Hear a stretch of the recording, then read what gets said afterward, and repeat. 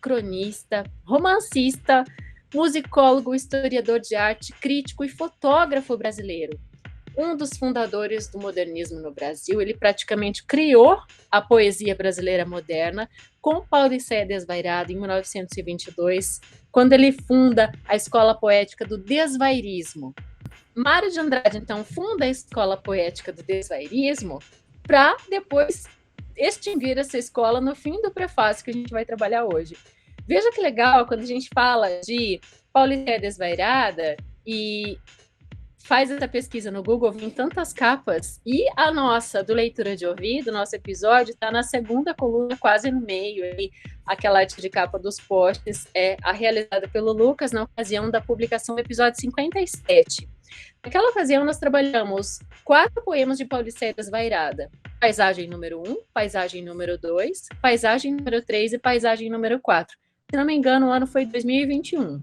Esse é o cartaz da Semana de Arte Moderna, que aconteceu em 1922 em São Paulo. Cartaz esse que foi realizado pelo artista Di Cavalcanti. E a semana acontece como uma manifestação artístico-cultural no Teatro Municipal de São Paulo. Os dias mais fortes de ocasiões, né, de ocorrências, de debates e de apresentações foram os dias 13, 15 e 17. Apesar de ter sido 3 dias, ficou considerado como a Semana da Arte. E essa frase do Mário diz muito: somos, na realidade, os primitivos de uma nova era, ou de uma era nova. E os modernistas usaram uma linguagem, enquanto os parnasianistas e os simbolistas eram mais retos dentro das caixinhas, eles faziam o quê? Eles quebram a marretada, tudo isso, e se aproximam do povo. Enaltece os versos livres, os versos sem rima, e a gente vai explicitar bastante como que isso acontece, mas sem deixar de ter todo o rigor poético e literário. Mas os textos, eles se aproximam do cotidiano. Eu me identifico muito com isso quando eu paro para escrever as minhas poesias também, né? Ao mesmo tempo, versam críticas para a sociedade, mas sem deixar de lado o humor, a sátira, porque é o que o povo está querendo ver. Então, a gente vai pensar esse acontecimento com ideias estéticas originais em relação ao parnasianismo e ao simbolismo, São Paulo sendo o núcleo irradiador do modernismo, mas tudo que acontece vem nessa onda mundial. Aqui no Brasil, a gente está tendo reações à República Velha, período que se estende de 1894 a 1930, a política do café com leite, né? São Paulo, café, Minas Gerais, leite, e essa questão importante também da Era Vargas, que está como pano de fundo no modernismo brasileiro. Então, com tudo isso, é um movimento bem amplo, porque não é só escritor, eles também são os pintores, os arquitetos, né? Todos poetizaram e escreveram sobre uma nova maneira de viver. E isso ressoa desde a Europa, com a reviravolta que a Revolução Industrial já havia acontecendo. Quando chega no Brasil, vem como um movimento irreversível. E a gente teve esse centenário celebrado em 2022, quando a gente publica o prefácio interessantíssimo, que foi o nosso episódio 100, então convergeu o universo para que o nosso 100º e também o centenário do modernismo fosse junto, né? E hoje já são 104 anos, então, da Semana de Arte Moderna. Eu vou apresentar primeiramente as fases do modernismo com seus principais autores de cada momento.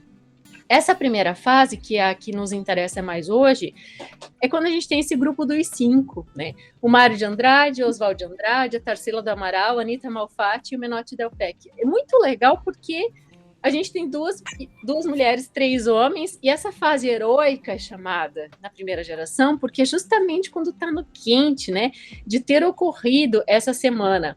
Mas isso já vinha numa crescente. Então, veja ali que a Anita Malfatti, por exemplo, faz uma exposição em 1917, que é um marco inicial já do modernismo no Brasil, né? Então, a gente abre o olhar para essas novas tintas, para essa forma de contorno diferente.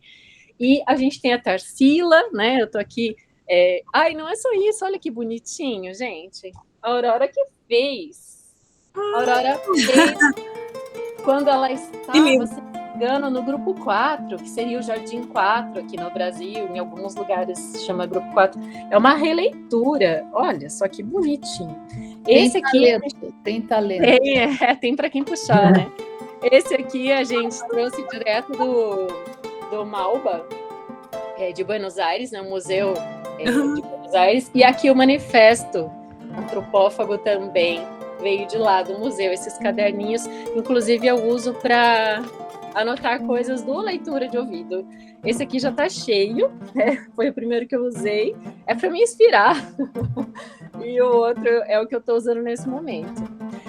Primeira fase, então. Daí na segunda, a gente tem. Na primeira ainda, a gente tem outros nomes, né? Que eu não posso deixar de destacar.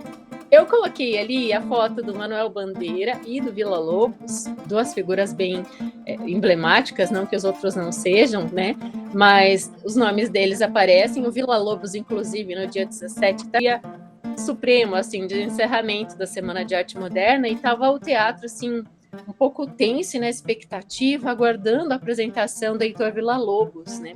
Um compositor de música clássica que faz esse trabalho de unir com os ritmos brasileiros. Isso é totalmente antropofágico, é pegar a cultura do outro, mastigar, digerir, processar e transformar em algo novo, baseado no que você tem contato na sua cultura. Então, o Manifesto Antropofágico, ele, do Oswald de Andrade, que saiu em 1928, então sai depois, né? Depois de Pauliceia, no mesmo ano de Macunaíma, a gente tem esse exercício de ruminar, processar e criar algo novo, né?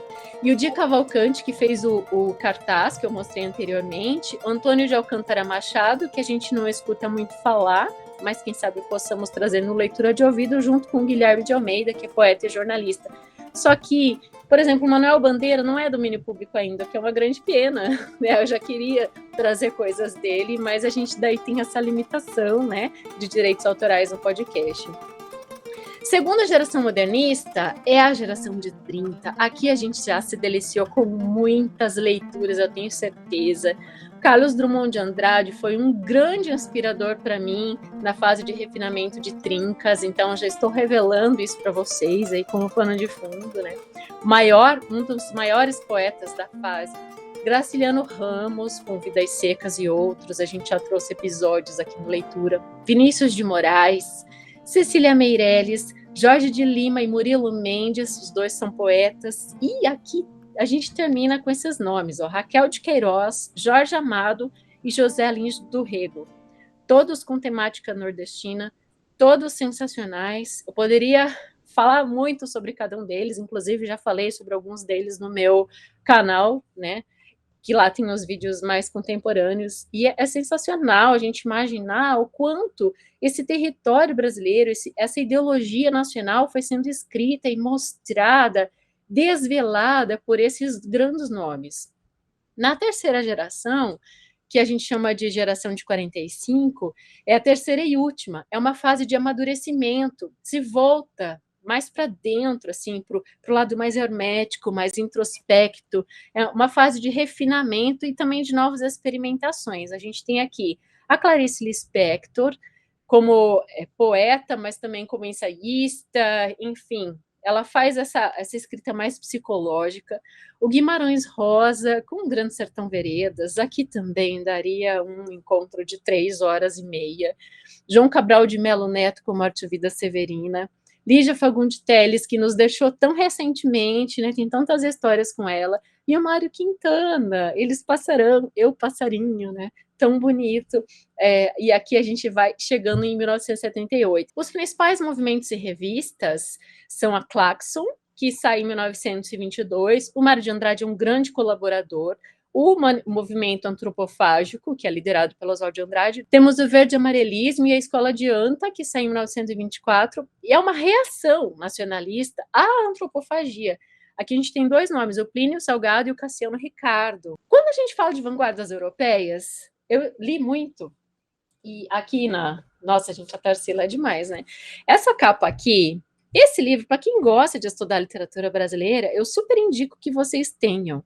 É a História Concisa da Literatura Brasileira. Aqui no Leitura é um dos meus livros de cabeceira para utilizar informações. E o Alfredo Bose, que, se não me engano, morreu em 2021 também, há pouquíssimo tempo, 1936 a 21. Eu anotei à mão aqui a morte dele, que eu me lembro desse dia. Ele faz essa fala para a gente entender o que são as vanguardas europeias. Ele diz assim: em um nível cultural bem determinado, o contato que os setores mais inquietos de São Paulo e do Rio mantinham com a Europa dinamizaria as posições tomadas, enriquecendo-as, matizando-as. A população começa a ler os futuristas italianos, os dadaístas, os surrealistas franceses. A gente escuta Debussy e Milot, assiste ao teatro de Pirandello, ao cinema de Chaplin, e conhece-se o cubismo de Picasso, o primitivo da Escola de Paris, o expressionismo plástico alemão. Já se fala das teorias de Freud, do relativismo de Einstein, do intuicionismo de Bergson. Chegam, enfim, os primeiros ecos da Revolução Russa, do anarquismo espanhol, do sindicalismo e do fascismo italiano. Falando de um modo genérico, é a sedução do irracionalismo como atitude existencial e estética que dá o tom aos novos grupos ditos modernistas e lhe infundem aquele tom agressivo com que se põe em campo para demolir as colunas parnasianas e o academismo em geral. Alfredo Boas está na página 305. Então vamos continuar esse recorte. Em que momento que o livro sai? Com tudo isso, o mundo estava pensando diferente, estava respirando diferente. Essas implementações técnico-científicas que a Revolução Industrial já vinha aprovando, as grandes potências, aí vem a Primeira Guerra Mundial, as teorias da psicanálise, todo mundo ouvindo Freud, e o tempo sendo entendido de uma forma diferente. Essa é uma questão fundamental, porque a teoria da relatividade vem dizer que o tempo não é absoluto, não é igual para mim e para você, como Isaac Newton defendia, mas ele é relativo. O meu ponto de vista vai ver o tempo de uma forma. Essa quebra radical com essa física clássica que estava balizando a humanidade foi um elemento do século XX que colocou em xeque todas as certezas que as pessoas tinham em relação ao passado. Né? Isso é uma coisa de pensar que o tempo é relativo, quase como a gente descobrir que o mundo não é chato, né? Que a Terra é redonda. Né? E daí vem a ideia do mundo novo. E o que, que a gente tem que fazer nesse mundo novo? Eu traduzo para vocês a epígrafe do livro, Na Minha Terra de Fiel e de Ouro, eu sou a lei. Né?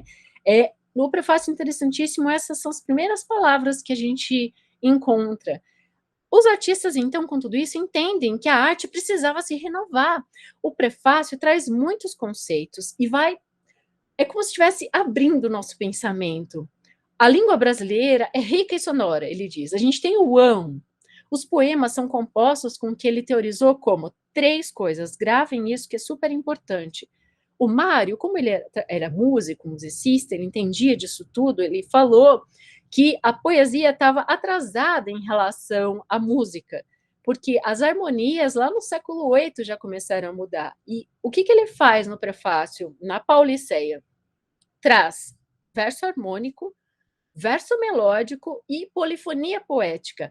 Essas 3 coisas são fundamentais para a gente entender as poesias de Pauliceia, porque é uma obra cosmopolita na linguagem e nos temas. Ele poetiza São Paulo, todas as múltiplas manifestações, progresso, a paisagem mudando, a civilização chegando, os imigrantes, o clima da cidade em paisagem número 1, 2, 3 e 4, né, que a gente já explorou isso lá no começo do podcast. O prefácio, então, é uma peça única que expressa tudo. Estudá-la é acordar o cérebro, é contemplar a arte e o mundo. Eu ouvi muitas vezes esse episódio para compor essas notas hoje, e cada vez que eu escutava, eu mais entendia algumas coisas totalmente diferenciadas e de vanguarda mesmo que ele coloca lá. Pronomes? Escreva brasileiro. Se usa ortografia portuguesa, é porque, não alterando o resultado, dá-me uma ortografia. Escrever arte moderna não significa jamais, para mim, representar a vida atual no que tem de exterior, automóveis, cinema, asfalto.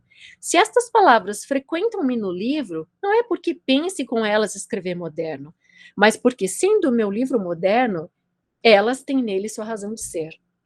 O grupo dos 5, eu trago essa figura, então, dos 5 novamente, é mais um trecho do prefácio interessantíssimo. Escritor de nome disse dos meus amigos e de mim que ou éramos gênios ou bestas. Acho que tem razão. Sentimos, tanto eu como meus amigos, o anseio do farol. Se fôssemos tão carneiros a ponto de termos escola coletiva, esta seria, por certo, o farolismo. nosso desejo alumiar. A extrema esquerda em que nos colocamos não permite meio termo. Se gênios, indicaremos o caminho a seguir. Bestas, naufrágios por evitar. Guardem a palavra naufrágio que vocês já vão pegar um gancho do fim do prefácio aqui. É interessante que já é isso que eu vou apresentar, que é o Gorky Fock, que ele termina dizendo assim, as últimas palavras, né? Poderia ter citado Gorky Fock, evitava o prefácio interessantíssimo. Toda canção de liberdade vem do cárcere. Nossa, isso ressoa, é muito forte. Toda canção de liberdade vem do cárcere. Entendam já o cárcere como a retidão do parnasianismo, do simbolismo, da sociedade dentro de uma caixinha, da opressão de fora para dentro, oprimindo o sujeito. Nesse trecho, o Mário está, na verdade, se referindo ao escritor Johann Wilhelm Kinnau, que era conhecido como Gorky Fock. Foi um autor alemão que usou como outros pseudônimos também. Mas hoje, quando a gente escuta Gorky Fock, a gente já relaciona o navio escola alemão, mas isso veio depois. O navio ali, ó, de 33 adiante, mais de uma década depois. O Gorky Fock, sim, é um navio grande, tem toda uma questão na Primeira e na Segunda Guerra com ele, eu trago essa informação ali. Depois ele foi reconstruído de novo em 58, realizou vários cruzeiros, e em 2023 teve mais uma questão com ele, né? É um navio escola alemão, só que o Gorky Fock que ele cita ali é esse cara que fala toda a canção de liberdade vem do cárcere. Né? Então é importante a gente ter ciência que são coisas diferentes, apesar de ter o mesmo nome. Quando a gente elabora essa frase, agora a coisa vai ficar mais pesada, gente. Eu encontrei uma dissertação, uma tese, na verdade, de 2018, do programa de pós-graduação em música, então alguém que estudou a obra do Mário pela questão da música, mas sem deixar de lado a poesia, e aqui está um trechinho do resumo dessa tese, diz assim: o primeiro capítulo explica como o jornal Folha da Noite, aqui a gente já começa a entrar em biografia dele, tá? E a revista da Antropofagia, então, nos anos de 23 e de 29, bem como o jornal Dom Casmurro, no ano de 39, fizeram campanhas racistas, misóginas, homofóbicas para reprochar Mário de Andrade, a primeira delas até aqui desconhecida da literatura. O segundo capítulo ressalta traços da empatia de Mário de Andrade com figuras do homoerotismo e subalternidade em Paulicéia Desvairada, para argumentar que a estilização é testemunho de como a sociedade condenou pessoas e suas práticas à ignomínia e ao silêncio. Quando a gente está falando dessa discriminação, a gente está falando, aqui está o print desse Terra Roxa, está indo para vocês, mas tem também disponível aqui embaixo o link direto, é interessantíssimo, porque esse artigo, ele trata o desvairismo, que ele funda no prefácio, e desfunda, né, e extingue, e o Kitsch, que é um movimento super importante quando a gente estuda cultura de massas, né, e o desenvolvimento da cultura, porque o Kitsch é algo que veio com a questão da modernização também, e esse artigo vai trabalhar muito isso. E a gente vai acabar chegando na quebra, na ruptura de Oswald Mário de Andrade. Por quê? O Oswald de Andrade era um cara que perdia o amigo, mas não perdia a piada. E essa é uma das questões importantíssimas que fizeram com que um dos dois grandes nomes, né, que levaram o romantismo à frente, o modernismo à frente, aqui eu tenho um livro do Oswald de Andrade, que é o Pau Brasil, é muito, muito legal também, é um livro bem modernista, cada capítulo abre com uma ilustração. Você fica impressionado quando descobre que esses dois caras romperam, porque eles, durante uns 12 ou 13 anos, eles tiveram uma amizade muito estreita. Só que daí, ouvindo, reouvindo o prefácio interessantíssimo, eis que eu parei para observar esse parágrafo do prefácio. Quando ele fala, dá uma amostra, né, de algumas dessas, perde o amigo, mas não perde a piada. Abre aspas. Não sou futurista de Marinetti, disse e repito, tenho pontos de contato com o futurismo. Oswald de Andrade, chamando-me de futurista, errou. A culpa é minha. Sabia da existência do artigo e deixei que saísse. Tal foi o escândalo que desejei a morte do mundo. Era vaidoso. Quis sair da obscuridade. Hoje tenho orgulho. Não me pesaria reentrar na obscuridade. Pensei que se discutiriam minhas ideias, que nem são minhas. Discutiram minhas intenções. Já agora não me calo.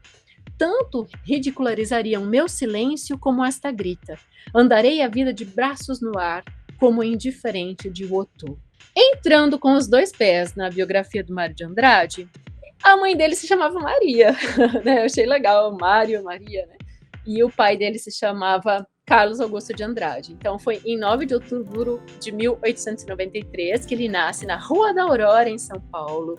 Conclui o ginásio, entra para a Escola de Comércio Alves Penteado, se desentende com o professor de português, abandona o curso, ingressa no Conservatório Dramático Musical de São Paulo em 1911, se forma em piano em 1917. Lindíssima a trajetória dele na música. No mesmo ano, o pai dele morre. Então, quando ele perde o pai, ele começa a dar aulas particulares de piano. E, claro, já é frequentador das rodas literárias, conhece Anita Moffat, Oswald de Andrade e se tornam amigos quase inseparáveis. Em 1917, com o pseudônimo Mário Sobral, ele publica o primeiro livro, que a gente já deu uma amostra para vocês, e já falamos dele no podcast, Há uma gota de sangue em cada poema. Nós produzimos Exaltação da Paz. Nesse livro, ele critica a matança produzida na Primeira Guerra Mundial e já tem a sua carreira bem espalhada pelos jornais e revistas paulistas, fica um nome muito conhecido. Então, em 1922, é um dos organizadores da Semana de Arte, fundando a Escola Poética do Desvairismo. Apesar dele extinguir a escola no final, a gente sabe que ela ainda existe, né? A gente sempre vai falar dela. É interessante que a gente vai notar que ele fala de Arlequinal e Arlequim em muitos momentos. Aí, buscando a origem, até eu estou aqui, ó, como se diz, homenageando, né, o desvairismo com as suas aparências, porque Arlequim em italiano é Arlecchino, é um famoso personagem cômico da comédia da arte italiana. E ele é um servo ágil, colorido, brincalhão. A gente talvez possa interpretar como o bobo da corte, mas é dentro do drama, tá? É só um parente próximo. A gente tem essa capa do Pauliceia, que é totalmente arlequinal, né? Então a gente vai ver em alguns momentos, assim, porque essa roupa de triângulos coloridos, né? Essa estampa, esse tecido que vai marcar, e essa edição ali, ela traz totalmente essa ideia do arlequinal, que está relacionado a louco no texto do Mário, quando ele fala arlequinal, né? Quer dizer, nossa, que loucura! Então é assim que ele está trazendo essa questão para dentro do desvairismo e da pauliceia. E a gente está formando ali uma arte genuína. E aqui a gente tem essa explicação. O que sobressai é a ambivalência das posições em jogo. Em Mário de Andrade, encontramos o desvairismo como defesa vanguardista e aristocrática de uma arte genuína. Mas a gente também nota a emergência do kitsch, que é marcada pela sedução dos clichês, pelo mascaramento performático que, diante das massas, esvazia qualquer essência dos sujeitos e dos objetos. Vejam essas aspas. Eu vou dizer para vocês que isso aqui foi publicado pelo Rui Castro, está na página da ABL, mas são em aspas. Então, eu já vou revelar quem escreveu isso do Mário. Observem que palavras cruéis. Beirando os cinquentão, o autor de Macunaíma entra na era psicanalítica. Começa a se explicar, a se confessar e a revelar todo o vazio de sua vida pequeno-burguesa. Desmontado, esse boneco do modernismo não desperta nenhum interesse. O que houve nele de marcante foi o desvairismo, justamente a transferência de suas solidões animais para o plano estético e poético. Hoje, porém, quando ele começa a contar para o Sr. Barata, o que era ateu, e para o Sr. Benjamin, que era católico, perdeu toda a curiosidade. Dentro do Sr. Mário de Andrade, existem um pai João, uma dançarina e um bacharel. No naufrágio, a prestações que foi a burocratização do Sr. Mário de Andrade, morreu a dançarina, e ficaram dando-se abraços e detestando-se o pai João e o bacharel. O Sr. Mário de Andrade ficará o grande colorê da nossa literatura. Ele é a dupla, o negro e a dançarina, que fez aquelas mais altas acrobacias do desvairismo. Sempre acreditei que o que estraga o mulato não é o negro, e sim o branco que está dentro dele. O que perde o senhor Mário de Andrade é a dose de cálculo e de safadeza ariana que passou a ser o seu oferecido reflexo condicionado. Ainda agora ele acusa a parte negra do seu ser de prodigar curvaturas para lá e para cá. É pura calúnia. Quem espalha curvaturas é o branco que tem o desplante de vir fazer propaganda do mundo morto, que é o senhor Octávio de Faria. Curvaturas, curvaturas. Antes dessas aspas, o Rui Castro coloca assim: consultar jornais antigos dá nisso. Você procura uma coisa e encontra outra que nem se passava pela sua cabeça. Folheando o trabalho do jornal Carioca Meio-Dia, 13 de março de 1939, encontrei um artigo confuso, meio racista, homofóbico, contra Mário de Andrade. Meio-Dia era financiado pelos nazistas no Rio com dinheiro do Banco Transatlântico Alemão por intermédio da agência Transoceana. Seu diretor, o pernambucano Joaquim Inujosa, era simpático aos totalitários. O autor do dito artigo tinha uma coluna semanal de crítica literária no jornal e era seu corretor de anúncios junto aos ricaços de São Paulo. Entre outras, o texto dizia isso, que eu li primeiro para vocês, e ele termina dizendo, o Rui Castro: não brigue comigo. O autor, olha só, é o Oswald de Andrade. Saiu na Folha de São Paulo em 29 de dezembro de 2024. Aí você percebe como essa briga ficou feia depois. Houve realmente uma ruptura e essa difamação, ela continua, né, nos jornais e em outros meios, nos meios de modo geral. Então, põe no gancho para vocês comentarem, tá? Em 1928, Mário de Andrade publica Macunaíma. Eu estou com a minha edição aqui. Gente, a minha vontade era de ter feito um capítulo do livro, mas para ele compor esse livro tão rico, ele viaja ao interior do norte e do nordeste do Brasil, faz muitas críticas, pesquisas folclóricas, musicais. Esse livro é considerado uma rapsódia, né? E daí sai Macunaíma em 1928, que é a rapsódia da formação do Brasil, e enquanto ele vai contando a história desse herói que não tem caráter nenhum, brinca com mulheres em todo lugar, e o brincar é realmente essa relação carnal, né? Toda vez que você lê o brincar, ele está falando do ato em si, do Macunaíma com várias mulheres. Aqui eu reservei algumas capas da Claxon, que foi uma revista, então, que eu já apresentei para vocês. Olha que legal essa composição artística, né? O A bem grande para mesário, arte e moderna, né? O mesmo A para Claxon e para todas essas questões. Desde que a Primeira Guerra Mundial passou, né? A gente já passou também mais de uma década, né? Mais de um século e uma década, e a gente também já tem mais quase 110 anos, né? 104 anos da Semana de Arte Moderna. Mário escreveu como ninguém as linhas da valorização da identidade da cultura brasileira. Ele foi um incentivador de revistas como essas, a própria Terra Roxa, que é o nome da revista daquele outro artigo que eu mostrei para vocês, a Revista Estética e outras.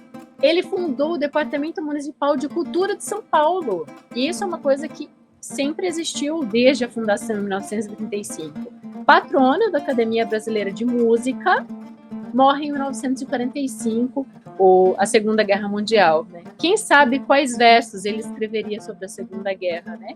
Isso fica na nossa imaginação. E sobre as guerras mais atuais, né? Sobre esses embates do ser humano consigo mesmo, com seus interiores, muitas coisas. Eu estou linkando aqui os episódios que temos de Mário, Atrás da Catedral de Rouen, prefácio interessantíssimo ao nosso episódio de hoje, que é a MesaCast, é o único MesaCast do Mário, então eu tenho muito carinho por ele, né, que o Lucas e eu discutimos, vocês podem nos ver ali. Vestida de Preto, é um texto sensacional. O Peru de Natal, ele trabalha um personagem que volta em outros textos. E Paulicéia Desvairada lá com as paisagens. Eu coloquei as referências um pouco maiores hoje para vocês visualizarem. Vou apresentar as datas dos próximos encontros daqui a pouco, mais depois da nossa conversa. E agora a gente vai conversar mesmo. E quem que falou? Deixa eu falar? Pode começar falando. Eu que falei. Vou tentar falar rápido. É uma curiosidade. Eu tenho vários amigos da geração Z, né, que se convencionou chamar, seus 30 anos para baixo, entre 25 e 35 anos, por aí, que eles não gostam de Macunaíma. E eles têm um preconceito tremendo sobre o Macunaíma. E interessante, porque eu, quando tomei conhecimento do Macunaíma, foi através do cinema. Porque eu vi um filme sensacional com o Paulo José e a Dini Tifati, que foi, assim, revolucionário. Então, só depois que eu vi o filme, eu era garota, esse filme era até proibido e eu consegui assistir. E aí, eu li o livro, que eu achei sensacional, porque ele é de uma irreverência, ele era revolucionário. Na minha geração, ele já era revolucionário. E nessa geração atual, eles já não gostam. Eles criticam muito o Mário de Andrade. Tem um momento em que ele diz que é um mulato da maior mulataria, e você já começa a achar que existe racismo ali. E quando não é verdade, numa época que ele escreveu, não era assim. E até você falou, o que estraga o mulato é o branco que existe no mulato, né? E interessante, essas pessoas que rejeitam o Macunaíma gostam de um outro livro dele chamado Amar Verbo Intransitivo, que é maravilhoso, mas que é completamente diferente do Macunaíma. Eu acho que não é uma coisa que se possa comparar, né? E a segunda coisa que eu ia falar, que o que eu mais gosto, quer dizer, esse prefácio interessantíssimo é maravilhoso, né? Então, o que eu mais gosto nele é reverência, mas eu gosto principalmente quando ele diz que tem que haver uma interação entre o leitor, entre o destinatário da obra de arte e aquele que faz. Quando ele diz que você tem que saber urrar junto com o ódio ao burguês, você tem que saber rezar com a religião. O terceiro, eu não lembro. Então, o que é super importante para mim ali é quando ele diz que nesse modernismo, né, nesse rompimento com o academicismo, o que é importante é a interação do artista com o destinatário, né, daquilo ali. Tinha uma outra coisa para falar, a terceira e a última. Numa dessas cartas entre ele e o Oswaldo de Andrade, eu descobri uma, depois eu vou pesquisar, até mando para você. Porque havia boatos de que o Mário de Andrade seria gay, né? Uhum. Então, ele diz para o Oswaldo de Andrade assim: olha, eu vou parar de andar com você, porque, aliás, eu vou parar de andar com vários amigos, porque eu não quero comprometer ninguém. Também não vou responder a quem quer que tenha dito que eu sou gay ou não, porque eu não vou dar satisfação. Isso é o que ele diz. E ele acaba, então, rompendo com o Oswaldo de Andrade. A gente nunca soube qual era a sexualidade do Mário de Andrade, pouco importa, né? Porque não importa, ele era artista. E não sei se ele teve namorada, não sei se ele tinha amigos, né? Então era isso.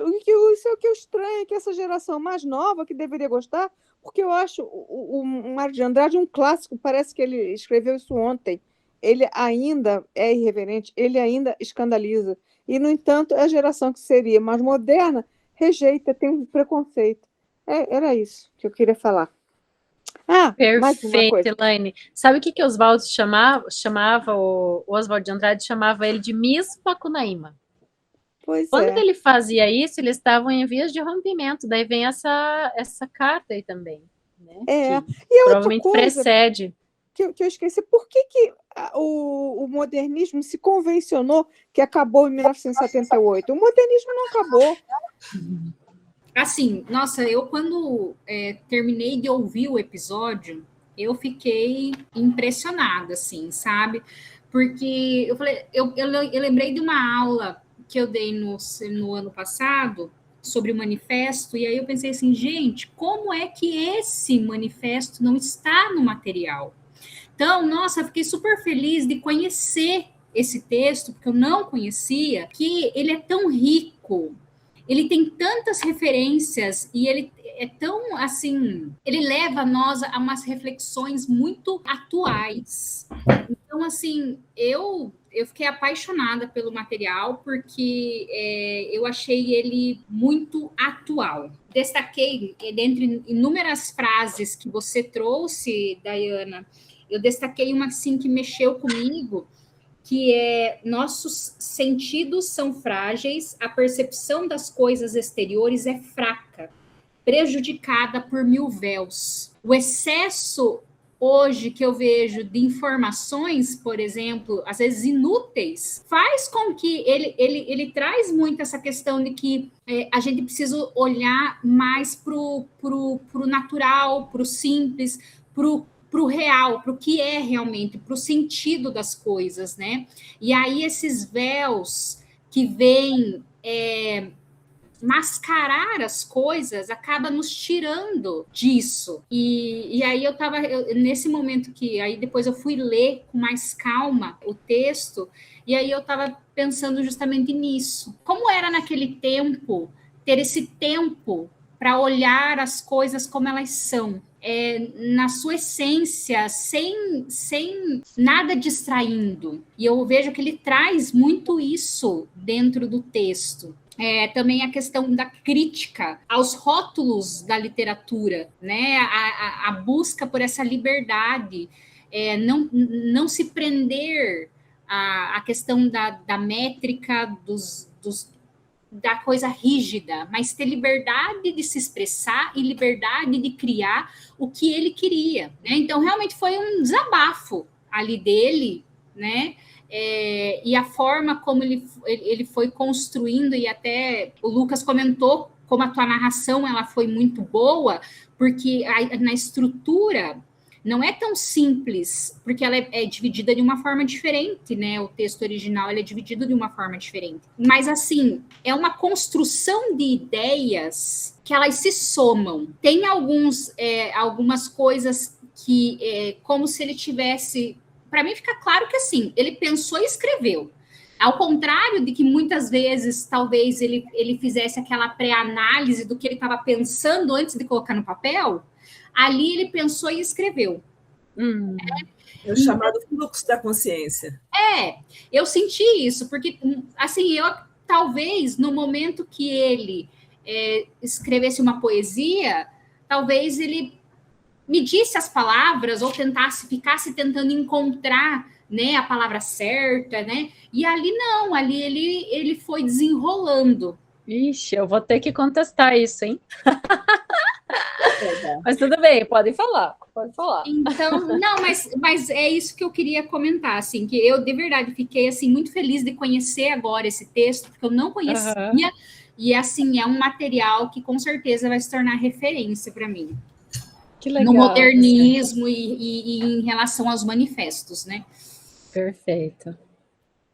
Muito bom, é verdade. Tem essa questão da liberdade, a bandeira. Okay. E que era uma prosa, mas era poema. Era poesia e prosa. O texto dele é em forma de poema, né? Não, na verdade é prosa mesmo, mas a poesia dele é muito bem pensada, Ele realmente lapida muito. Por quê? Porque ele faz as harmonias, o verso harmônico. Então, ele vai falar isso diretamente para a gente no prefácio interessantíssimo. Aqui diz assim, ó. Sei construir teorias engenhosas. Ó. Ele explica o verso harmônico. A poética está muito mais atrasada que a música. Esta abandonou, talvez mesmo antes do século VIII, o regime da melodia, quando muito oitavada, para enriquecer-se com os infinitos recursos da harmonia. A poética, com rara exceção até meados do século XIX francês, foi essencialmente melódica. O que ele está falando? Os versos rimados, metrificados, perfeitos, decassílabos alexandrinos, que não é o que eles fazem. Chamo de verso melódico o mesmo que melodia musical. Então, agora ele está trabalhando uma comparação entre a música e a poesia, falando que o verso melódico está para a melodia musical. Arabesco horizontal de vozes, sons consecutivas, contendo pensamento inteligível. Quando ele fala de pensamento inteligível, ele está falando do verso melódico. Ora, se em vez de unicamente usar versos melódicos horizontais, Zanaret, a divina Apália Finéia, comparece ante a austera e rígida assembleia do Aerópago Supremo. Fizemos que sigam palavras sem ligação imediata entre si, estas palavras, pelo fato mesmo de que, se não seguirem intelectual gramaticalmente, se sobrepõem umas às outras para nossa sensação, formando não mais melodias, mas harmonias. A harmonia é a combinação de sons simultâneos. Então, vamos pensar nessa sequência que ele faz aqui. Arroubos, luta, etc., cantigas, povoar. Estas palavras não se ligam, não formam enumeração. Cada uma é uma frase, é um período elíptico reduzido ao mínimo telegráfico. Gente, esse é um conceito muito caro. pensa no telégrafo, onde você tinha que, por código Morse, passar mensagens bem sintéticas. Se ele falar roubos, como não faz parte da frase, melodia, a palavra chama atenção pelo seu insulamento e fica vibrando. A roubos, à espera de algo que complemente o seu significado, mas o significado não vem. Lutas, não dá conclusão alguma a roubos. E nas mesmas condições, não faz esquecer roubos. Então, roubos, lutas, daí você já pensa em seta, cantigas, e uma palavra fica vibrando com a outra. É isso que ele fala que é harmonia. Então, em vez da melodia, da frase gramatical, ele tem o acorde arpejado. É um pensamento muito de quem é músico. Eu encontrei uma conexão, mas essa conexão não é com o Mário de Andrade, de maneira que eu vou sumariar isto ao máximo. É que, em relação aos objetivos do modernismo em Portugal, são diferentes do Brasil, porque o Brasil quis buscar uma identidade nacional, o tal antropofagia que tu falaste, antropofagia e raízes primitivas, ao passo que o português, com o Orfeu, com a revista Orfeu, focou-se no existencialismo e no spleen de Baudelaire. De maneira que, portanto, em relação aos objetivos, não sei se são objetivos, em relação a onde se basearam, a base não é bem a mesma. Mas, de qualquer maneira, era o romper com todas aqueles arquétipos que existiam anteriormente. E há aqui realmente uma quebra muito grande. Em relação a Portugal, inicia-se a primeira fase, não vou falar nas outras, com a revista Orfeu. E aí é que vem a conexão com o Brasil. Esta revista, o Orfeu, número 1, e houve o número 2, tenho a impressão que o 3 já não saiu,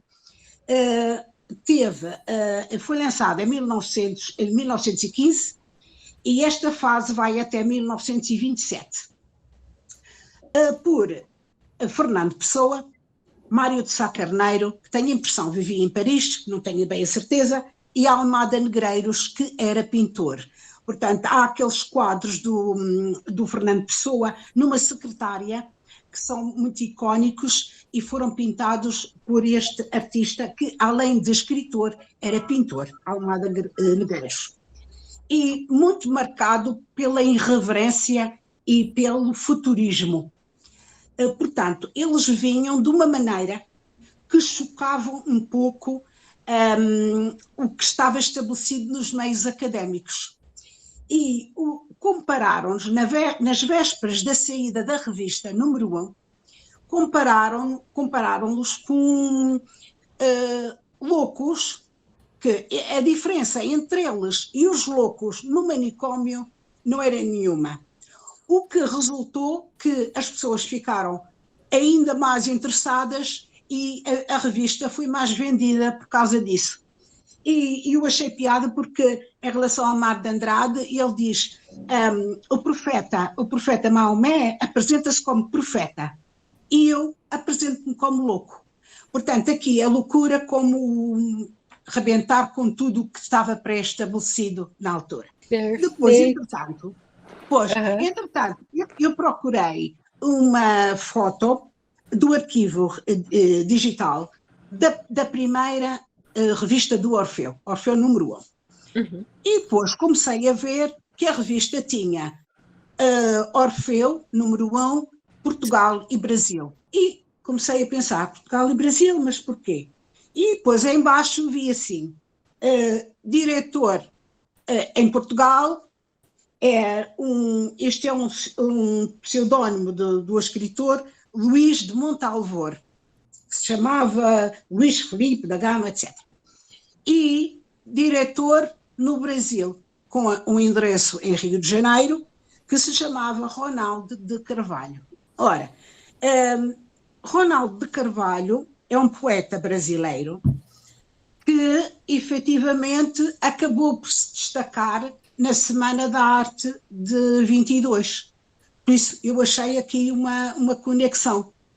Porque este Ronald de Carvalho, ele manda, através do outro Montalvor, que tinha estado no Rio de Janeiro durante 2 anos como secretário na Embaixada de Portugal, ele manda através dele, o Ronald de Carvalho, manda-lhe o seu livro que se chama Luz Gloriosa. Era um livro de poemas e enviou como oferta ao Fernando Pessoa.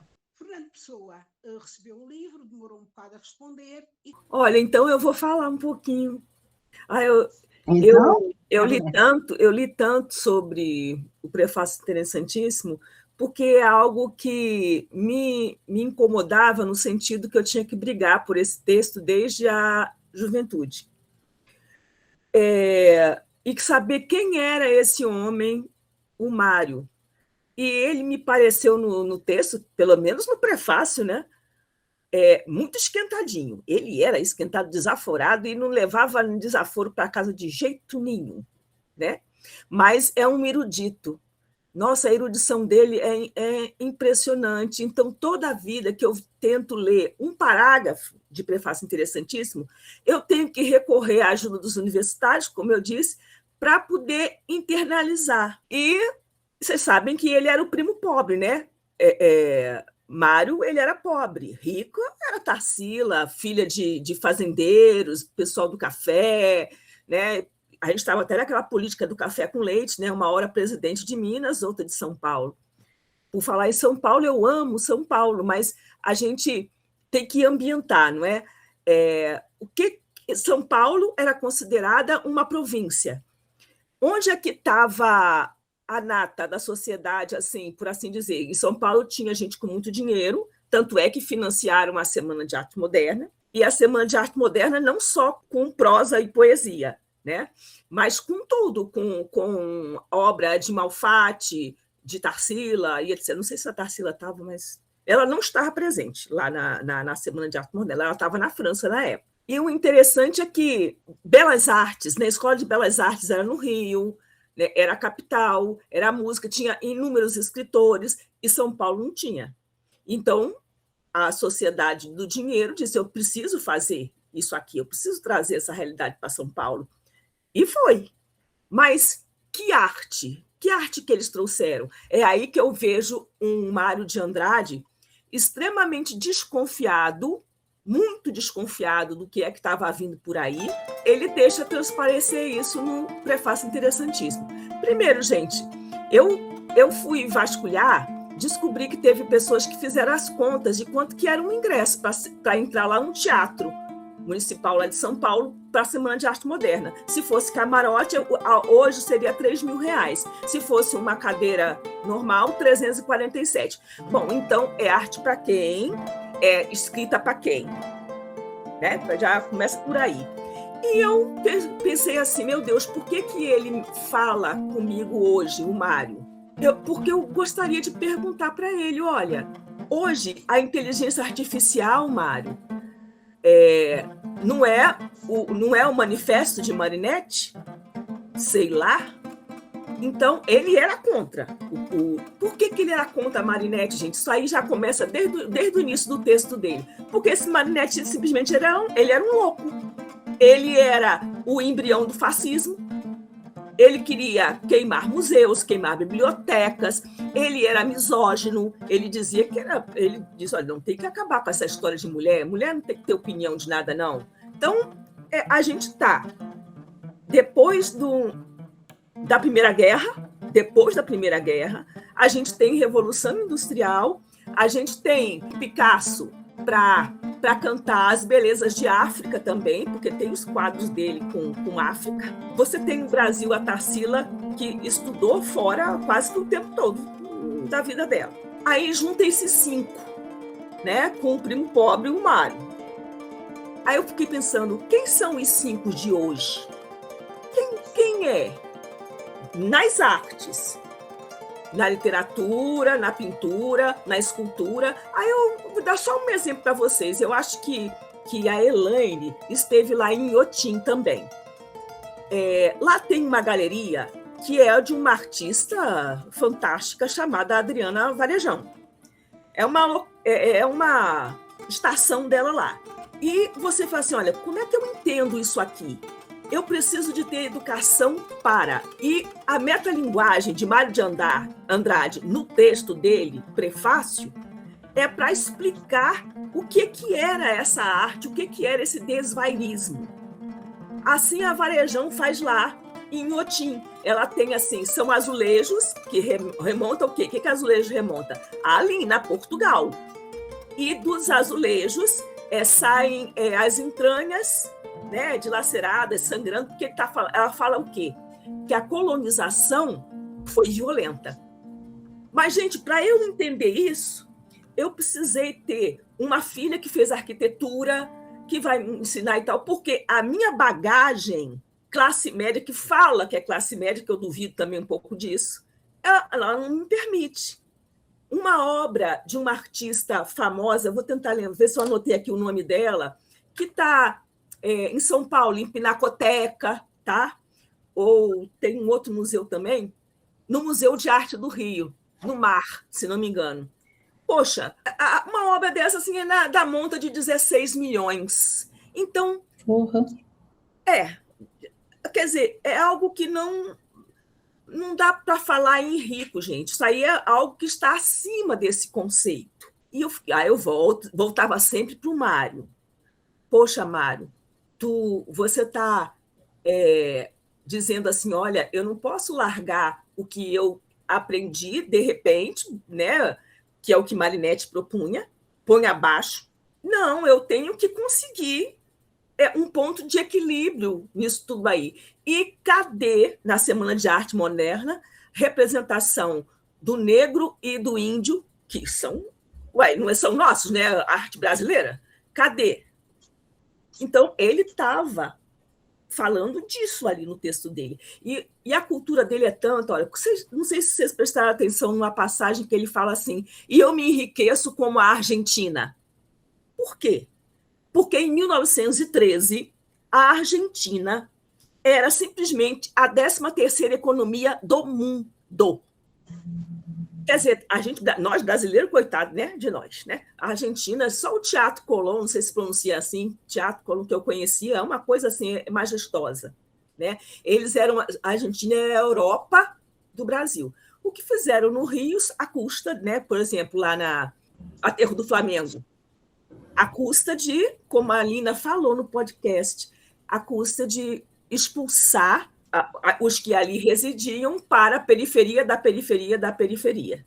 Porque a gente tinha que ter avenidas largas para passar os carros, porque isso que era a modernidade, a velocidade. Mas não tem assim, não tem igualdade social. Não, eu continuo aqui como uma Tarsila, que o que ela fazia devia ser 16 milhões naquela época, e você, por favor, esconda lá nos subúrbios que Lima Barreto fala e Machado de Assis. Então, assim, perdão, eu sou muito crítica, sabe? Eu sou muito crítica. Eu acho que é nesse ponto que a Semana de Arte Moderna ela é enaltecida, porque alguém tem que dar um pontapé para as coisas, né, mudarem, para a gente articular de novo. Mas, ao mesmo tempo, ela não me representava.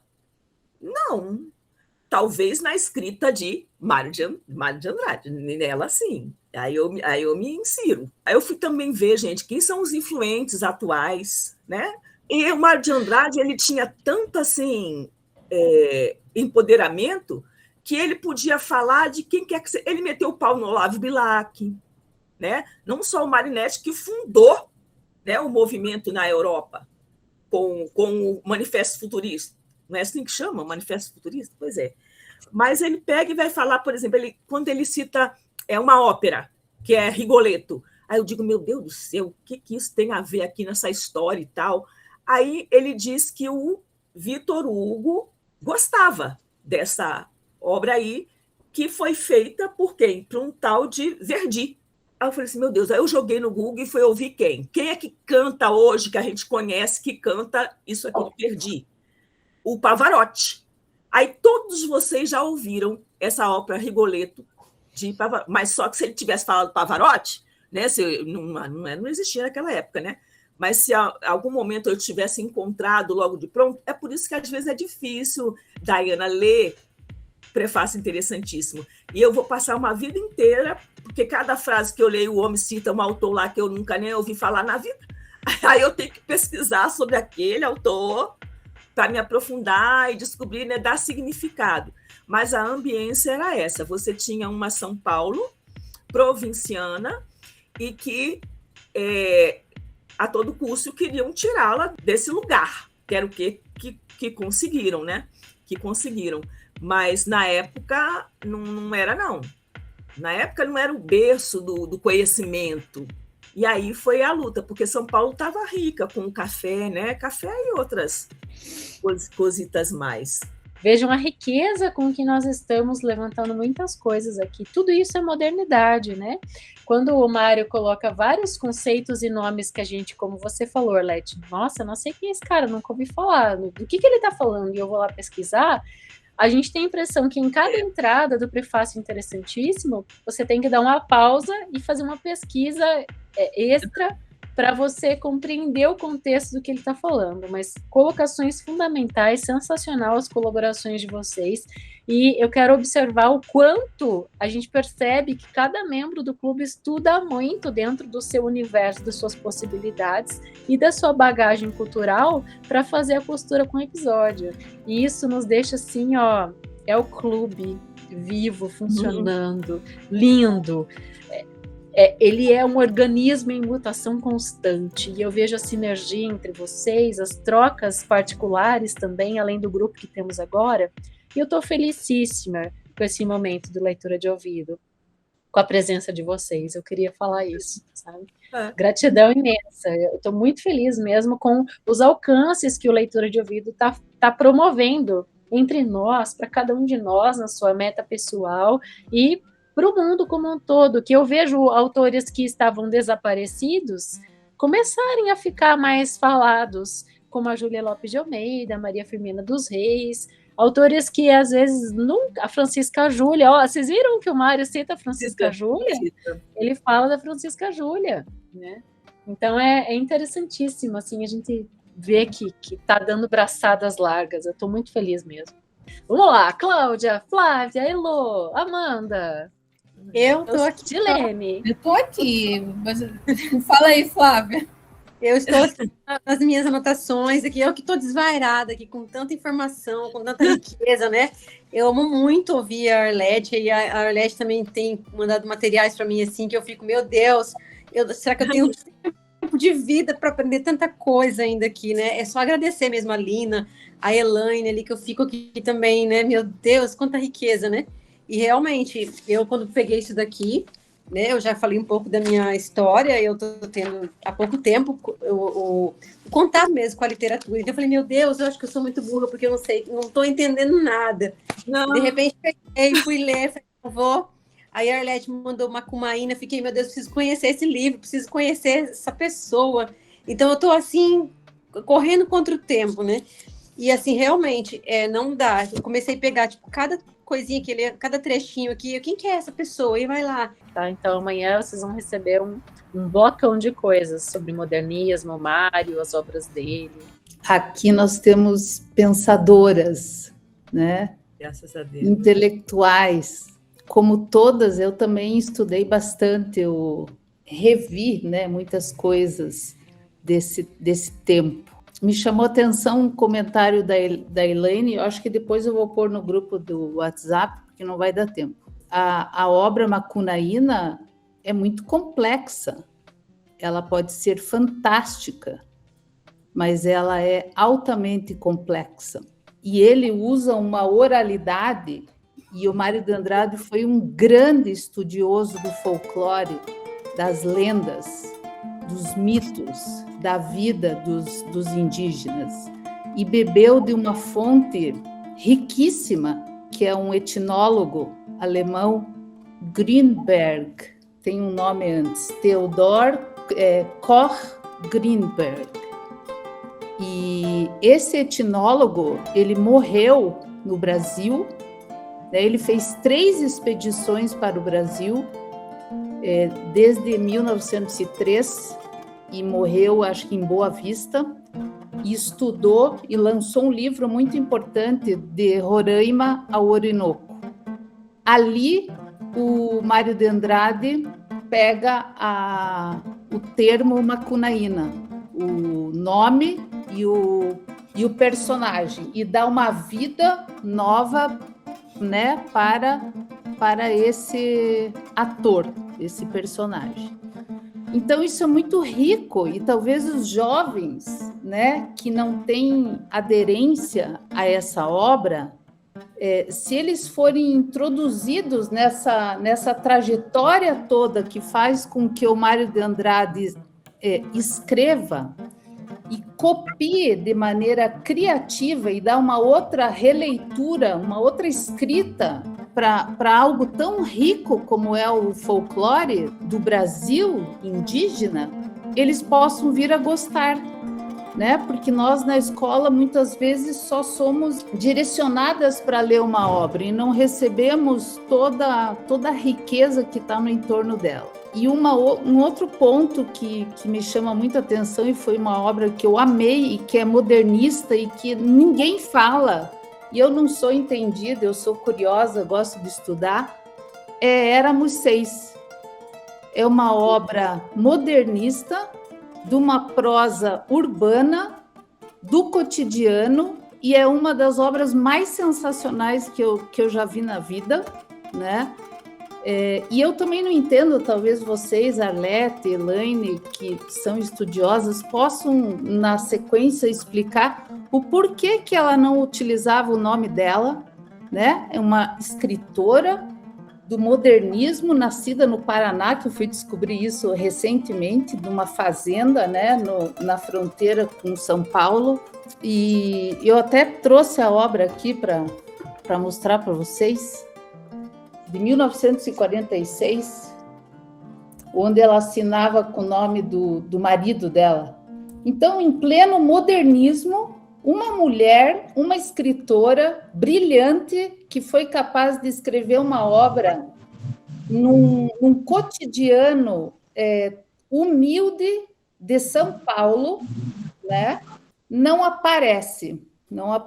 Então, tudo isso chama a minha atenção. Assim como Monteiro Lobato, que se opôs, né, veementemente ao modernismo, assim como Plínio Salgado, que criticou. Então, eu gosto muito de entrar em contato com esses oponentes, porque eles dão riqueza para o debate, para a compreensão, para a minha compreensão sobre a literatura e sobre os movimentos da época. Mais uma que estudou muito para este encontro desta noite de gala modernista aqui do Leitura de Ouvido. Eu estudei porque eu vejo que todas aí é uma alta, e isso estimula. Então eu já nem acho mais que a leitura de ouvido é cultura de ouvido, né? Uhum. Cultura de ouvido. Muito bem. Gostei, hein? Ela tinha me falado disso essa semana no particular. Fiquei bem agraciada com esse termo. E os depoimentos da Lina e da Arlete contando como conheceram o podcast. Demais. Gente, me contem como é que vocês conheceram Leitura de Ouvido. Processem, Arlete, é frustrante se eu for te falar como é que eu conheci. Eu não lembro.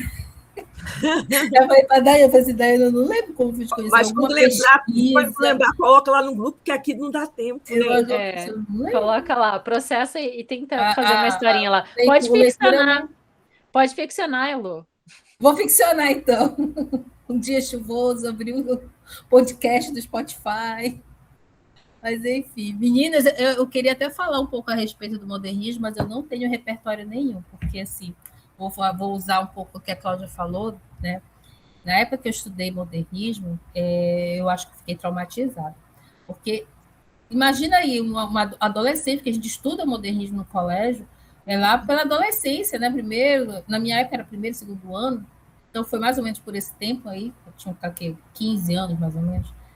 E ler Mário de Andrade, Macunaíma, com 15 anos de idade, é realmente um processo intelectual muito grande. E eu, sinceramente, eu não estava muito afim, não. Então, eu sou da... E acabei me deixando esse processo preguiçoso, né, intelectual meu, porque eu me atrevo a dizer que eu sou muito mais contemporânea do que o modernismo. É uma escola que não me agradou na época, né?